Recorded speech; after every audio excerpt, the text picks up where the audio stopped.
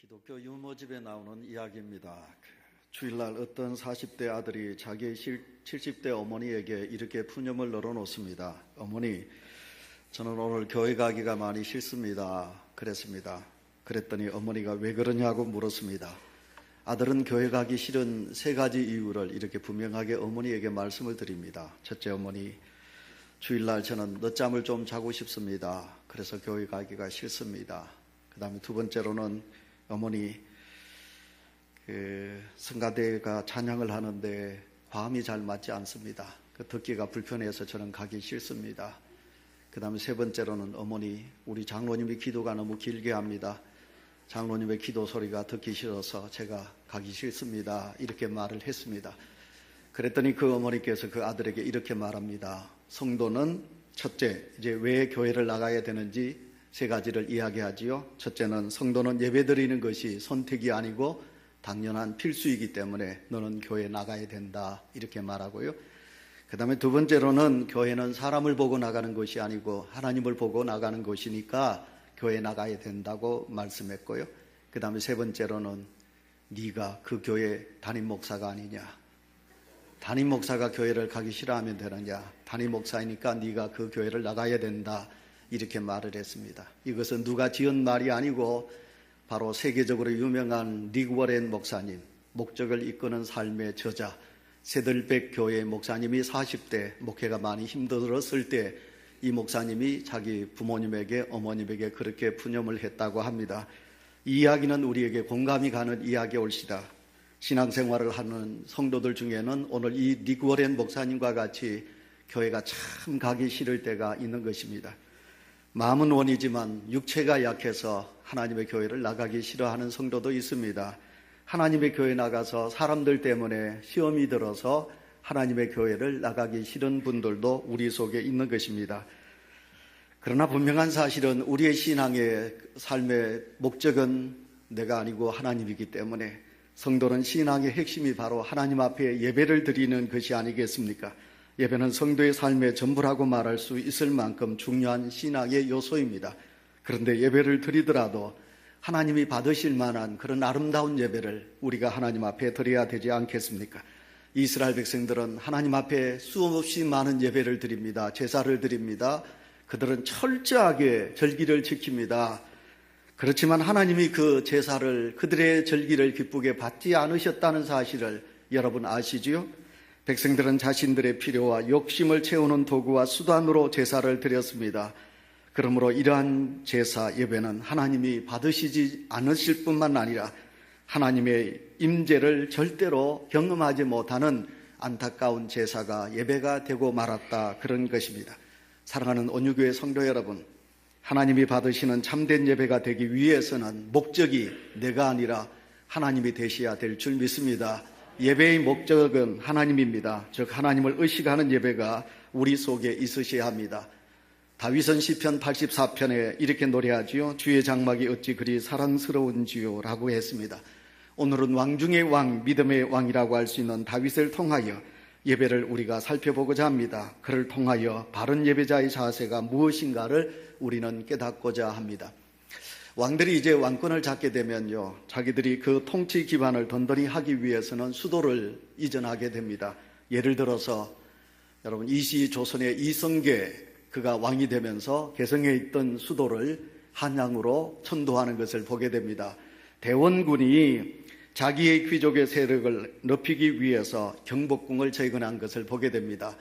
많은 그런 어떤 기득권 세력과 싸웠던 전 노무현 대통령은 그 기득권자들과의 어떤 정치적인 그 모든 세력을 끊기 위하여 이 노무현 전 대통령은 행정수도를 충청도에 있는 세종시로 옮기려 하였던 것을 보게 됩니다. 드디어 다윗이 하나님의 역사로 인하여 전쟁할 때마다 이스라엘은 전쟁에서 졌습니다. 승리하지 못했습니다. 그러나 하나님의 왕 다윗은 하나님의 도우심으로 인하여 그는 전쟁에서 승리하게 되지요. 블레셋을 쳐서 이기게 됩니다. 그래서 그는 더욱더 하나님의 영광을 드러내고 자기의 왕권을 더욱 강화하기 위해서 다윗은 이제 무엇을 하게 되느냐 하면 블레셋에 빼앗겼던 하나님의 법궤를 이제 예루살렘으로 옮기려고 하는 것입니다. 여러분, 이스라엘 백성들이 왜 법궤를 빼앗겼고 또 이 하나님의 법궤가 지금 어디에 있습니까? 블레셋과 전쟁을 합니다. 엘리의 두 아들 홈니와 비느하스가 전쟁에 나가게 됩니다. 인간의 힘으로는 전쟁에 이길 수가 없습니다. 그래서 홈니와 비느하스는 하나님이 도와주시면 됩니다. 이런 믿음으로 법궤를 가지고 그들이 전쟁에 나가게 되지요. 그러나 전쟁에서 그들은 대피하고 맙니다. 하나님의 법궤는 빼앗기게 됩니다. 이 법궤가 이방 땅 그곳에 머물러 있게 되는 것입니다. 하나님은 여러분 그 블레셋 민족에게 하나님의 법궤가 있는 그곳에 하나님께서 역사를 하지요. 그래서 길르앗 야림 땅 그곳에 하나님의 법궤가 있습니다. 그런데 이 블레셋 땅에 온역이 내리게 됩니다. 법궤가 있는 자리마다 여러분 블레셋 사람들이 많이 이렇게 온역으로 인하여 전염병이 퍼져서 죽게 되는 거지요. 그래서 이 블레셋 사람들이 이 법궤를 절대로 우리에게 둬서는 아니 되겠다 하고 그 법궤를 옮기게 됩니다. 지금 이 법궤가 어디에 있느냐 하면 바로 여러분 아비나답의 집에서 20년 동안 이 법궤가 머물러 있는 것을 보게 됩니다. 이제 다윗은 왕이 됩니다. 그는 예루살렘에 이제 수도를 정하게 되고 이 높은 언덕 위에 하나님의 성전을 짓기를 원하고 그리고 그 하나님의 성전을 지어서 그곳에 하나님의 임재를 상징하는 법궤를 그곳에 모시기를 원하는 것입니다. 그래서 이제 이 다윗은 법궤를 옮기기 위하여 철저하게 많은 준비를 하게 됩니다. 우리가 성경 여러분 우리 보셨습니다. 사무엘하 6장 1절부터 보시면 여러분 이 다윗은 이 법궤를 옮기기 위하여 많은 사람을 뽑게 됩니다. 얼마의 사람을 뽑게 되느냐 하면 3만 명의 법궤를 옮기기 위하여 필요한 사람들을 이제 다윗은 뽑게 되는 것을 보게 됩니다. 3만 명입니다. 그리고 새 수레를 만들게 됩니다. 그리고 수레를 지우지 않았던 암소, 새끼 달린 암소 2마리를 그 수레를 끌게 합니다. 그리고 그곳에 법궤를 싣습니다. 이 법궤를 옮기기 위해서 우사와 아요라는 그런 신실한 두 종을 이제 그 법궤를 옮기는데 지도자로 세우게 됩니다. 이러면 우리가 보실 때 하나님 보시면 기뻐하실 것 같지 않습니까? 근데 하나님이 기뻐하지 않았습니다. 우리가 알고 있는 그대로 법궤를 옮기게 됩니다. 수레 실은 법궤가 이제 길을 가게 됩니다. 그러다 보니까 비포장 도로입니다. 도로에 돌이 있습니다. 그만 이 수레가 덜컹 뛰게 됩니다. 그랬을 때 우사가 법궤가 떨어질 것 같아서 우사는 그 법궤를 떨어지지 않게 하기 위해서 법궤를 잡았습니다. 근데 하나님은 진노하셨습니다. 그 법궤를 위하여 잡았던 우사가 그 자리에서 적사하고 말게 된다 하는 이야기를 우리는 성경 속에서 잘 알고 있습니다. 다윗은 오랫동안 참된 하나님의 예배가 성전 중심의 예배인데 여러분 이 성전 예배가 사라진 시대를 살았기 때문에 다윗은 왜 하나님께서 이렇게 진노하셨을까? 그리고 또 하나님께서 왜 우사를 이렇게 무참하게 징계하셨을까? 여기에 대해서 다윗은 많이 분냄을 가지고 있는 것을 보게 됩니다. 그러나 여러분 성경을 우리는 읽었습니다. 성경을 우리는 알고 있습니다. 하나님께서는 성경으로 통해서 분명하게 말씀하시기를 하나님의 법궤를 옮길 때는 어떻게 하라고 했었습니까? 고앗 자손의 제사장들이 어깨에다가 하나님의 법궤를 자기 어깨에다가 메고 이 제사장들이 어깨에 메고 이 법궤를 옮겨야 된다고 하나님은 분명히 성경에서 우리에게 말씀하여 주신 것입니다. 그래서 이 다윗은 그 하나님의 법도를 알고 있지 못하게 됩니다. 편리한 대로 수레에다가 하나님의 법궤를 옮겨서 그래서 소돌이 끌고 그 높은 해발 800m 높은 예루살렘으로 올라올 수 있도록 그렇게 다윗은 준비를 하고 그리고 모든 것을 계획을 세운 것입니다. 그랬는데 하나님은 아니셨습니다. 너희들이 편리한 대로 너희들이 원하는 대로 법궤를 옮기고 있느냐. 하나님은 그렇게 바라보고 계시는 것입니다. 자, 그래서 하나님은 진노하셨습니다. 그래서 우사가 그 자리에서 죽습니다. 다윗이 얼마나 두려웠겠습니까? 여러분 다윗만 두려웠겠습니까? 거기에 3만 명의 사람들이 따라왔는데 그 사람들이 하나님의 역사 앞에 얼마나 두려웠겠습니까? 이 사건은 다윗 혼자 느낀 게 아닙니다. 주변에 있는 모든 3만 사람들이 그것을 보고 하나님의 역사 앞에 놀라게 된 것입니다. 왕이 된 지 얼마 되지 않아 일어났기에 다윗의 입지를 흔들리게 할 만큼 심각한 사건이었습니다. 그러나 하나님은 다윗을 잘못을 그냥 넘어지게 한 것이 아니라 하나님은 다윗에게 먼저 하나님은 너의 잘못이 무엇인가를 깨닫게 하시는 하나님의 역사입니다. 그러니 하나님은 다윗을 징계한다기보다는 하나님은 많이도 다윗을 사랑하고 계신다, 그렇게 말씀드릴 수가 있겠습니다. 하나님의 뜻대로 행하지 않아도 아무 일이 벌어지지 않는다고 낙심하지 말기를 바랍니다. 하나님은 그런 사람은 별로 사랑하지 않기 때문에 그렇습니다. 하나님을 섬기는 데 있어서 인간 편으로 헌신과 노력만으로는 하나님의 거룩하심을 충분하게 못하기 때문에 그렇습니다. 오늘 이 예배를 드리는 사랑하는 성도 여러분, 예배가 무엇입니까? 예배는 몸을 드리는 것입니다.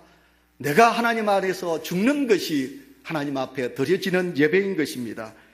우사는 죽었습니다. 우사는 무슨 죄가 있습니까? 우사는 아무 죄가 없습니다. 하나님의 법궤가 떨어진다면 어느 누구도 그 법궤를 붙잡을 수 있었을 것입니다. 그렇기 때문에 어떻게 보면 하나님 편에 보면, 사람들 편에 보면 우사는 좋은 일을 했는데도 하나님은 다윗을 위하여 그 우사를 희생으로 서고 계시는 것을 보게 됩니다. 그래서 성경을 보시면 이 다윗은 우사가 죽은 것을 가지고 분을 내었다라고 성경은 그렇게 말씀하고 있는 것을 보게 됩니다. 하나님의 처사가 너무 심하지 않습니까? 여호와 하나님을 위하여 법궤를 잡았는데 어찌하여 하나님께서 그 우사를 죽이게 하십니까? 이렇게 생각할 수가 있는 것입니다.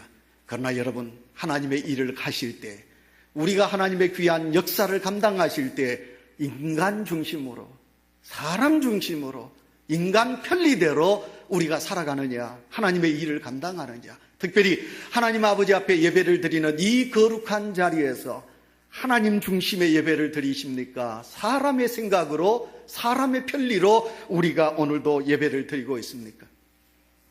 다윗은 우사의 죽음을 보고 두려움에 떨었습니다. 여호와의 궤가 어찌 내게로 오리요 하며 법궤가 옮겨지는 것이 그에겐 참 두려움이었습니다. 그래서 그 법궤가 어디 갑니까? 오벳 에돔의 집에 머물렀더라. 얼마 동안? 3개월 동안 오벳 에돔의 집에 머물렀습니다. 여러분, 그런데 성경을 보시면 오벳 에돔의 집이 어떻게 됩니까? 하나님이 주신 복을 받았더라.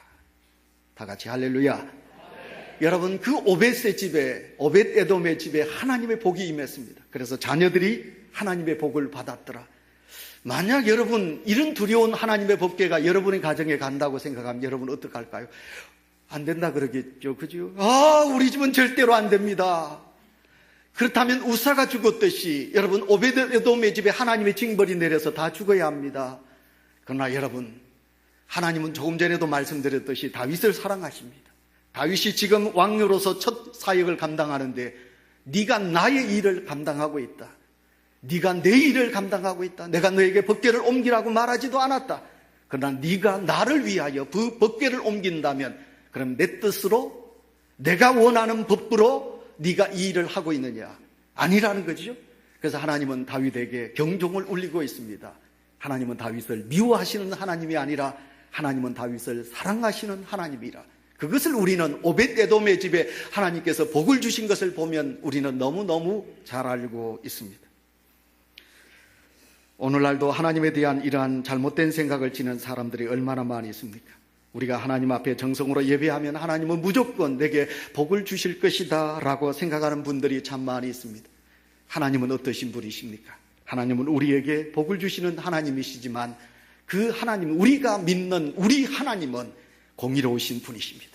우리가 하나님은 거룩하신 분이십니다. 아멘. 우리 하나님은 자비와 사랑이 많으신 분이십니다. 그리고 더 나아가서 우리 하나님은 죄인이 감당할, 가까이 다가갈 수 없는 너무너무 어미하신 하나님이시라, 그런 말입니다. 하나님의 말씀을 따라 바르게 우리가 살아야 되지요. 하나님이 원하시는 그 뜻대로 우리가 살아가야 되겠지요.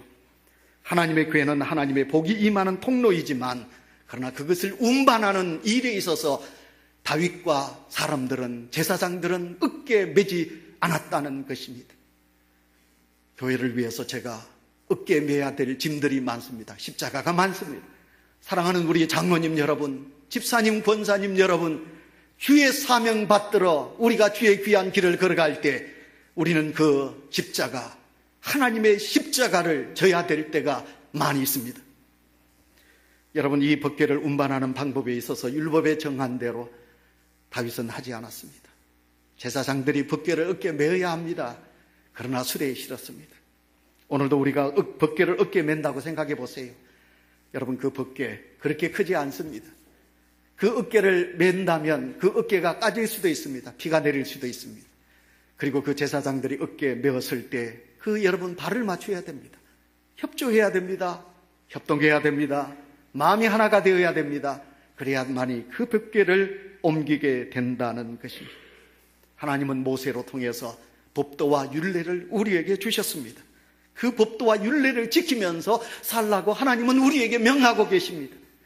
오늘 우리는 하나님의 엄위하신, 거룩하신, 영원하신 하나님을 우리는 이해하지 못하고 그냥 우리 하나님은 좋으신 분, 용서하시는 분, 사랑의 하나님 이렇게만 생각하고 하나님 중심으로 살지 않습니다. 인간의 편리, 내 생각대로, 내 기분대로, 내 감정대로 살아가는 안타까움이 저와 여러분 속에 있지 않으신가요?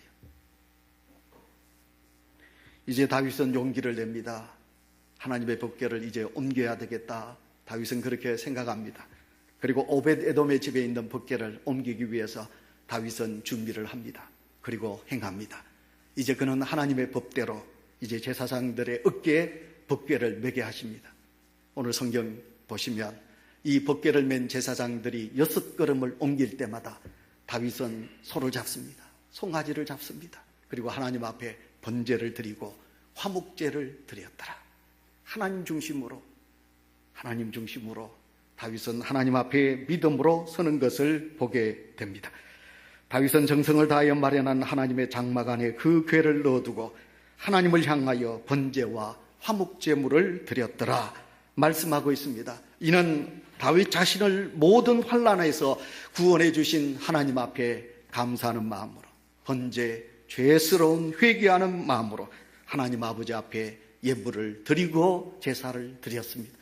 그리고 그 법궤가 예루살렘 장막에 이제 성막 안에 안장이 되었을 때 함께 했던 모든 자들에게 떡과 고기와 금포도를 나누어 주면서 하나님의 법궤가 예루살렘 성전에 안장되게 된 것을 기뻐하며 잔치를 배설한 것을 보게 됩니다.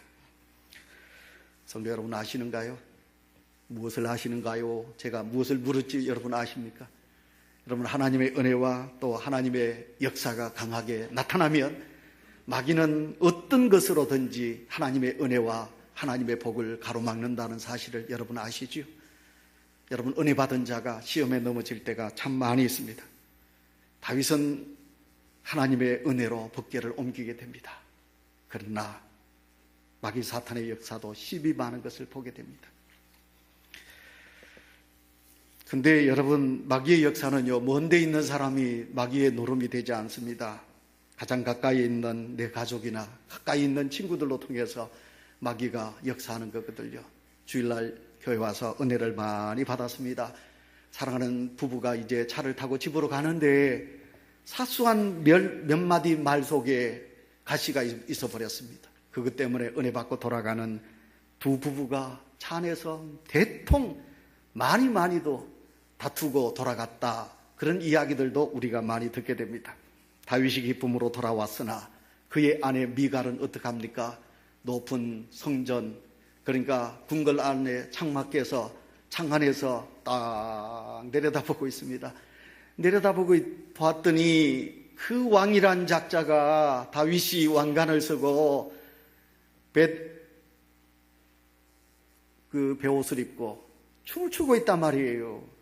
근데 그 춤을 추고 있는 다윗이 보니까 이 바지가 흘러내린단 말이에요. 속살이 다 보인단 말이에요.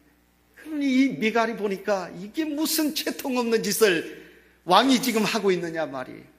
그래서 성경에 보시면요, 미갈은 다윗을 방탕한 자라고 그렇게 업신여기는 욕을 하고 있는 것을 보게 됩니다. 미갈이 다윗의 행동을 업신여긴 것은 다윗이 배 에봇을 입고 지나치게 춤을 추었기에 여러분, 이 모습이 채통 없어 보였습니다. 그래서 이 미갈이 다윗을 보고 비웃었다. 그런 것입니다. 물론 이러한 동기는 하나님으로부터 나온 것은 아니지요. 그러나 다윗은 이미 받은 은혜를 미갈의 말로 인하여 땅에 솟지 않았습니다. 그 대신에 하나님께서 자기를 택하신 은혜를 굳게 붙듭니다. 그리고 다윗은 끝까지 하나님을 향하여 춤을 추며 하나님이 기뻐하시는 일을 감당하고 있는 것을 보게 됩니다. 그러나 그의 아내 미갈은 기뻐하지 않습니다. 하나님의 사역인데 하나님의 일을 보고 함께 기뻐하지 않는 것을 보게 됩니다. 그 결과 미갈은 죽는 날까지 자식 없이 지내는 수치스러운 심판을 받게 된 것을 우리는 너무너무 잘 알고 있습니다. 다윗은 성전 안에, 이제 성막 안에 하나님의 법궤를 모시게 됩니다. 다윗이 하나님이 기뻐하시는 예배자로 오늘도 우리에게 거듭난 모습을 보여주고 있는 것을 보게 됩니다. 자, 오늘 우리는 다윗의 예배자라는 이 제목의 설교를 들으면서 우리 또한 하나님 앞에 하나님이 기뻐하시는 예배자로 서는 은혜가 우리 속에 있으시기를 축원합니다. 우리는 하나님 앞에 예배드리러 나오셨습니다. 자, 사랑하는 성도 여러분, 하나님이 받으실 예배가 어떤 예배인가? 다윗은 어떤 예배를 드렸기에 하나님께서 다윗의 예배를 받으셨는가? 세 가지로 우리가 생각해 보도록 하겠습니다. 첫째는 뭐냐면 우리가 하나님을 아는 예배를 드려야 되겠습니다. 하나님을 안다. 오늘 새벽에도 말씀드렸습니다만 우리가 하나님을 알아야만이 하나님이 원하시는 예배를 드릴 수 있습니다. 그래서 예를 들기 위해서 제가 미국의 대통령 오바마 이야기를 좀 하겠습니다. 오바마를 제가 알기 위해서 인터넷을 뒤졌습니다. 여러분, 링컨 대통령이 남북전쟁을 일으켰습니다. 왜 일으켰느냐 하면 이제 백인들과 흑인들이 인종차별이 미국 땅에 너무 심했기 때문에 이 링컨이 이제 인종차별을 없애기 위해서 남북전쟁을 해서 미국 땅에 흑인들이 대우받고 살 수 있는 시대를 만들었지요. 그래서 케냐에 살고 있는 이제 버락 오바마, 이제 오바마의 아버지가 케냐에서 미국으로 이제 유학을 오게 됩니다. 그리고 앤이라는 백인 여자와 사랑을 하게 되고 그리고 두 사람이 결혼을 하게 됩니다. 1961년 8월 4일 날 드디어 이 두 사람의 사이에서 사랑의 정표로 이제 오바마가 태어나게 됩니다. 오바마는 이제 열심히 삽니다. 그러나 오바마가 사는 시대가 어떤 시대입니까? 백인과 흑인들의 아직도 인종차별이 심하는 그런 땅에서 그런 어려운 시절을 지내게 됩니다. 어느 날 갑자기 흑인 아버지가 갑자기 이제 자기 엄마를 버리고 이제 아프리카 자기 고향 케냐로 돌아가 버리고 맙니다. 그때 어머니 애는 이 오바마 어린 아들을 버려두고 인도네시아의 남자와 결혼을 버립니다. 그래서 이 오바마는 어릴 때부터 부모님의 사랑을 받지 못하고 어떻게 자랍니까? 할머니 손에서 자라게 되지요. 그래도 오바마는 사춘기를 잘 이기고 열심히 공부를 해서 이제 하버드 대학에서 이제 로스쿨을 공부하고 변호사가 되게 됩니다. 인권 변호사가 되지요. 드디어 이제 비행기를 타게 됩니다.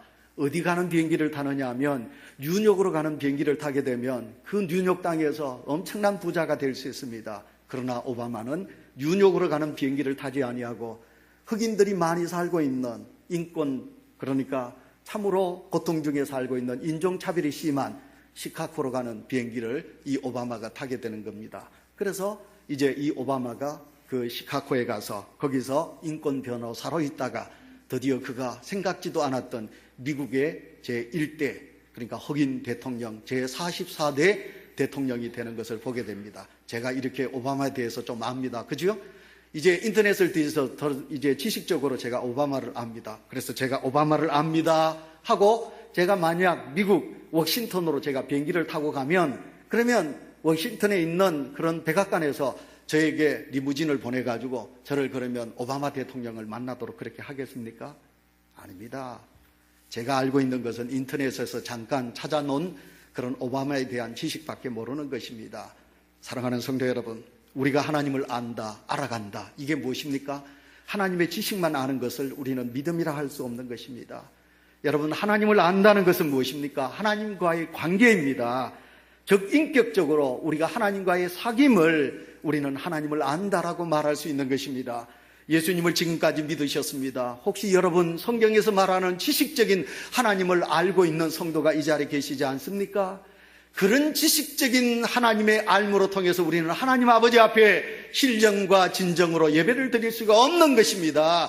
믿음은 하나님을 인격적으로 만나야 됩니다. 그분과의 사귐이 있어야 됩니다. 우리가 영적으로 하나님을 내 아버지로 모시고 내 마음속에 주님을 모시고 우리가 주와 함께 더불어 살아가는 삶이 우리 속에 있어야만이 우리는 참된 하나님을 안다고 말할 수 있는 것입니다. 그래서 우리 기독교를 가르쳐서 바로 체험의 종교라 그렇게 말씀드리고 있는 것입니다. 그렇기 때문에 우리는 하나님을 알아야 되지요. 하나님을 더 알기 위해서는 우리가 어떻게 해야 됩니까? 성경을 보셔야 합니다. 성경을 우리는 캐논이라 이렇게 말합니다. 캐논이란 말의 뜻이 무엇입니까? 자를 가지고 잰다, 그런 뜻입니다. 성경 속에 하나님이 어떤 분이신가를 성경은 우리에게 말씀하고 있습니다. 성경을 우리가 보시고 성경을 묵상하고 하나님의 말씀을 우리가 귀로 듣고 내 마음으로 하나님의 말씀을 들을 때 우리는 하나님을 알게 되는 것입니다. 그 다음 두 번째로 우리가 어떻게 하나님을 알 수 있습니까? 하나님 앞에 엎드는 것입니다. 눈을 감고 아니면 두 손을 들고 여호와여, 내가 하나님을 알기를 원합니다. 만나기를 원합니다. 주여, 내게 찾아오셔서 내 손을 잡아주십시오. 내게 말씀하여 주십시오. 내가 영안의 귀를 떴어 하나님의 소리를 듣겠습니다. 그리고 내가 영안의 눈을 떠서 내가 하나님을 보겠습니다. 내 부모에게 들은 그 지식으로 내가 하나님을 안다고 어떻게 말할 수 있겠습니까? 내가 하나님을 만나야 되겠습니다. 그래서 하나님을 우리가 기도로 통하여 만날 때 우리는 하나님을 알게 되는 것입니다. 이런 믿음이 있을 때 우리는 올바른 하나님이 기뻐하시는 예배를 드릴 수 있으리라 그렇게 믿습니다. 그 다음 두 번째, 우리가 하나님이 기뻐하시는 진정한 예배는 어떻습니까? 열정적인 열정이 있어야 하나님 앞에 아름다운 기뻐하시는 예배를 드릴 수 있습니다. 루이 길거리오라는 학자가 예배를 이렇게 말했습니다. 예배란 가치 있게 여기는 것에 대한 우리의 반응이다, 그렇게 말했습니다. 참된 가치에 대한 반응을 예배라고 할 때 우리는 각자 삶의 가치가 무엇인지를 생각해 보셔야 합니다. 자, 사랑하는 성도 여러분, 가장 손쉽게 우리가 이해할 수 있는 방법이 무엇입니까? 여러분, 가치를 어디에 두십니까? 하나님께 두십니까? 여러분, 우리가 영의 가치를 두십니까? 우리가 믿음의 가치를 두십니까? 아니면 여러분, 물질의 가치를 두십니까? 어디에다가 내 마음을 두십니까? 자식에게 내 마음을 둡니까? 우리가 하나님을 믿노라 하면서도 여러분, 우리는 하나님보다 물질의 가치를 둘 때가 너무 많습니다. 우리가 하나님을 믿노라 하면서도 여러분 어떻습니까? 세상의 가치를 둘 때가 너무 많이 있습니다. 내가 하나님 앞에 모든 열정을 가진다면 내가 하나님을 향한, 하나님이 이 세상에 어떤 것보다도 귀합니다. 하나님께 가치를 두는 것입니다. 우리가 드리는, 하나님 앞에 예배를 드리는 하나님은 어떤 분이십니까? 그분은 온 우주를 지으신 분이십니다. 만드신 분이십니다. 이 지구 만물을 창조하신 분이십니다. 그리고 그것을 누구에게 주셨습니까? 오늘 내게 하나님은 주신 분이십니다.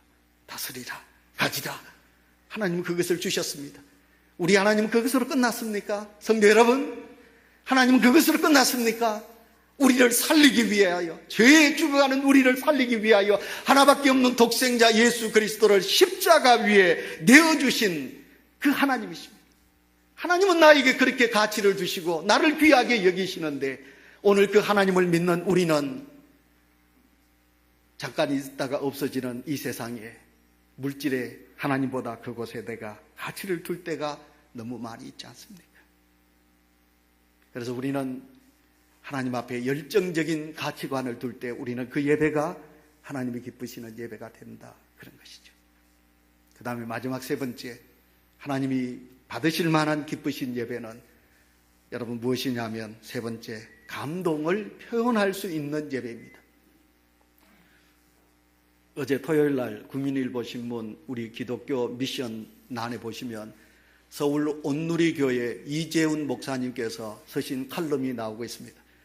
그 이재훈 목사님의 칼럼 서두에 시작하는 데 보면 니체가 이렇게 말합니다. 니체는 신은 죽었다, 그렇게 말하지요. 하나님은 죽었단 말이에요. 근데 왜 니체가 하나님은 죽었다고 말하느냐? 믿음의 성도들이 신앙의 표현이 없기 때문에 그렇다는 거예요. 그래서 니체는 이렇게 말합니다. 예수 그리스도로 통하여 구원받은 백성은, 예수 그리스도로 구원받은 백성은 얼굴에 8가지의 복이 나타나야 된대요. 예수 그리스도를 구주로 믿은 하나님의 백성들은 우리의 삶 속에 무엇이 나타나야 되느냐? 구원의 하나님께서 우리에게 주신 복의 그 표현이 우리 속에 나타나야 된다는 거예요. 그런데 여러분, 다윗은 하나님의 법궤가 예루살렘 성전으로 올라왔을 때 왕의 초통을 버렸어요. 왕관을 쓰고 여러분, 그 옷을 입은 그가 바지가 흘러내릴 정도로 춤을 추면서 하나님의 법궤가 예루살렘 성전에 올라오는 것을 보고 기뻐하고 기뻐했다고 그랬어요. 오늘도 우리는 다윗이 어린아이와 같은 믿음을 가지고 우리에게 보여주고 있는데, 성도의 예배가 축제가 되느냐 말이에요. 하나님 아버지 앞에 드려지는 찬송이 하나님이 기뻐 받으실 만한 우리의 마음이 담겨진, 구원의 기쁨이 담겨져 있는 그 기쁨의 찬송이 우리 속에 있느냐 말이에요. 여러분이 하나님 아버지 앞에 드려지는 제물이, 여러분의 감격이 담겨져 있는 그런 헌신의 예물이 그곳에 담겨져 있느냐 말이에요. 우리의 삶 속에 어떻습니까? 하나님의 구원받은 백성으로서 주와 함께 길 가는 것 즐거운 일 아닌가? 그런 믿음의 행복에 젖어, 기쁨에 젖어 세상 사람들이 저 사람 예수 믿고 미쳤구만, 예수쟁이는 뭐 전부 다 저렇게 조금 뭐 모자라는 삶을 살구나 할 정도로 여러분의 얼굴의 기쁨과 감사와 감격이 여러분 속에 있느냐 말이에요. 그래서 우리가 하나님이 기뻐 받으시는 예배는 세 번째, 열정적인 무엇입니까? 감동의 표현이 있는 예배가 하나님이 기뻐 받으시는 예배라, 그런 말이에요.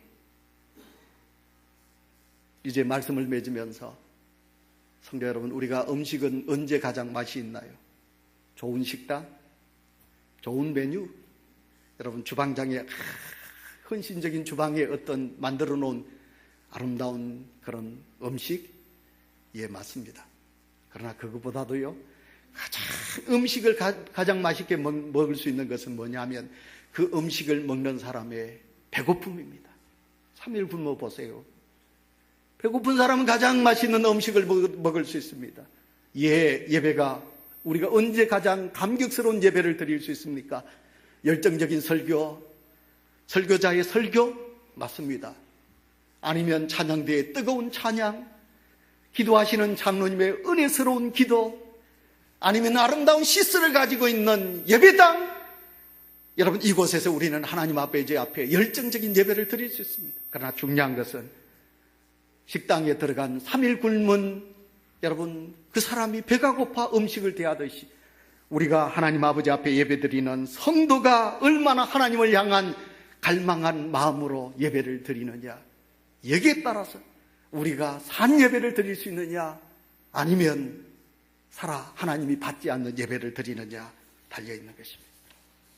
그러므로 예배에 참석하는 성도 한 사람 한 사람이 평소에 하나님과의 친밀한 관계를 나누어야 합니다. 날마다 하나님과 교제하면서 그분을 알아가는 수준이 높아갈 때 예배뿐 아니라 삶의 자리에도 하나님을 경험하는 것이 더욱 풍성해지게 되는 것입니다. 그럴 때 우리는 날마다 새로운 감격으로 주님을 찬양하게 될 것입니다. 성경은 우리에게 말씀하고 있습니다. 로마서 5장 8절, 제가 자주 암송하지요. 우리가 아직 죄인 됐을 때 그리스도께서 우리를 위하여 죽으심으로 하나님이 우리를 향한 자기 사랑을 확정하셨느니라. 아멘.